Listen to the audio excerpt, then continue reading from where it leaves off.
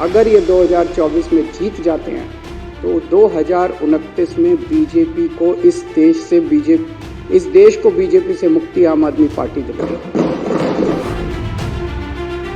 क्या केजरीवाल ने मान लिया कि लोकसभा चुनाव में बीजेपी का जीतना तय है?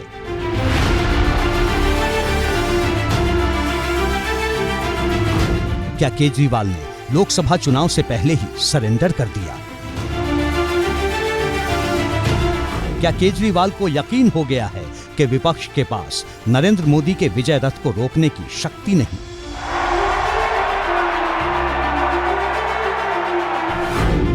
आखिर क्यों अभी से केजरीवाल 2029 का जिक्र कर रहे हैं?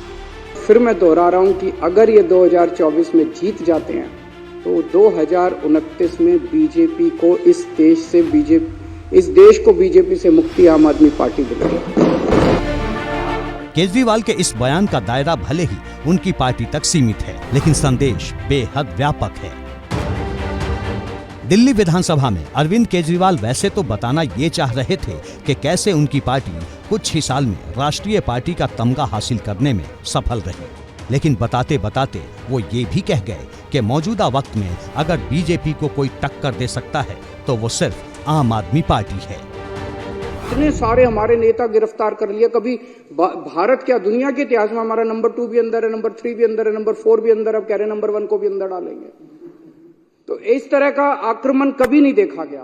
तो ये चर्चा चल रही है, ये क्यों हो रहा है?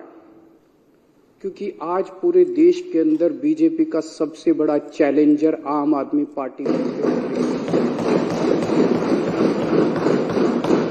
आज अगर बीजेपी को खतरा है, भविष्य का खतरा है, तो केवल और केवल आम आदमी पार्टी से खतरा है। इसलिए बीजेपी येन केन प्रकारेण जो मर्जी करके आम आदमी पार्टी को कुचलना चाहती है। मतलब अरविंद केजरीवाल सिर्फ अपने ही कार्यकर्ताओं को नहीं बल्कि पूरे विपक्ष को संदेश देना चाहते हैं कि बीजेपी के सामने सबसे मजबूत सियासी ताकत आम आदमी पार्टी ही है। अब सवाल है, अगर केजरीवाल का ये दावा मजबूत है तो फिर बीजेपी को 2029 में हराने के केजरीवाल के दावे पर सियासी हलचल बढ़ना लाजमी है। माना जा रहा है कि बीजेपी के मुकाबले में केजरीवाल आम आदमी पार्टी को मुख्य विपक्ष के तौर पर पेश करना चाहते हैं और दिल्ली विधानसभा में केजरीवाल के 2029 वाले बयान को इसी रणनीति का हिस्सा माना जा रहा है। अगर आम आदमी पार्टी और अरविंद केजरीवाल की सियासत के पिछले पन्ने पलटे तो ये पहली बार नहीं है जब केजरीवाल या फिर उनकी पार्टी के दूसरे नेताओं ने राष्ट्रीय राजनीति में खुद को बड़ी ताकत के रूप में दिखाने की कोशिश की। कहा तो ये भी जा रहा है कि इंडिया गठबंधन से आम आदमी पार्टी का रिश्ता टूटने के पीछे यही महत्वाकांक्षा थी। अब देखिए दिल्ली विधानसभा में क्या हुआ। शराब घोटाले और दिल्ली में ऑपरेशन लोटस के आरोपों वाली सियासी धुंध के बीच दिल्ली विधानसभा में केजरीवाल बीजेपी पर जमकर बरसे। 2015 में बीजेपी का विजय रथ रोकने का दम भरा। एक अश्वमेध यज्ञ का घोड़ा चला था, ऐसे लग रहा था जैसे इस घोड़े को कोई नहीं रोक पाएगा। और फिर जब 2015 में ये घोड़ा दिल्ली पहुंचा तो दिल्ली के 2 करोड़ लोगों ने इसको रोक लिया। और केवल रोका नहीं, 70 में से 67 सीट बीजेपी केवल 3 पे सिमट गई। तो लोगों को क्या कहना है कि तब से इन लोगों ने ठान लिया कि इस पार्टी को तो नहीं छोड़ना, इस पार्टी को तो कुचलना है किसी भी तरह। 5 साल के बाद इनको उम्मीद थी चलो 2015 तो जीत गए, 2020 में इनकी सरकार नहीं बनने दें। फिर 2020 के अंदर 70 में से 62 सीट, ये 8 सीटों पे सिमट गई। 2019 में इतने भारी 303 सीट लेके लोकसभा के अंदर जीते, लेकिन उसके बाद दिल्ली के अंदर आके हार गए। तो इनको ये दिल्ली की हार पच नहीं रही।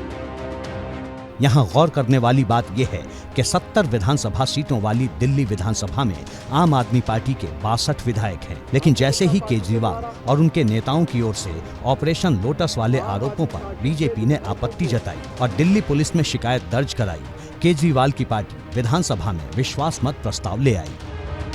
इधर बीजेपी विधायक रामवीर विधूड़ी ने ऑपरेशन लोटस वाले आरोपों पर विधानसभा में सवाल पूछा। उस पर केजरीवाल ने क्या कुछ कहा, सुनिए। भारतीय जनता पार्टी के द्वारा आम आदमी पार्टी के विधायकों को खरीदने की बात है या जो खरीद फरोख्त के जो आरोप दिल्ली के माननीय मुख्यमंत्री श्री अरविंद केजरीवाल जी की ओर से और दिल्ली की माननीय मंत्री श्रीमती आतिशी जी की ओर से जो लगाए गए हैं, हमने दिल्ली के पुलिस कमिश्नर से आग्रह किया कि इन आरोपों की जांच की जाए और यदि आरोपों में सच्चाई है तो कड़ी से कड़ी कार्रवाई की जाए। तो मैं एक तो ये कहना चाहता हूं, ये बड़े दिनों से इनको ये लग रहा है कि केजरीवाल को गिरफ्तार कर लेंगे और पार्टी खत्म हो जाएगी। केजरीवाल को तो गिरफ्तार कर लोगे, केजरीवाल की सोच को कैसे गिरफ्तार करोगे?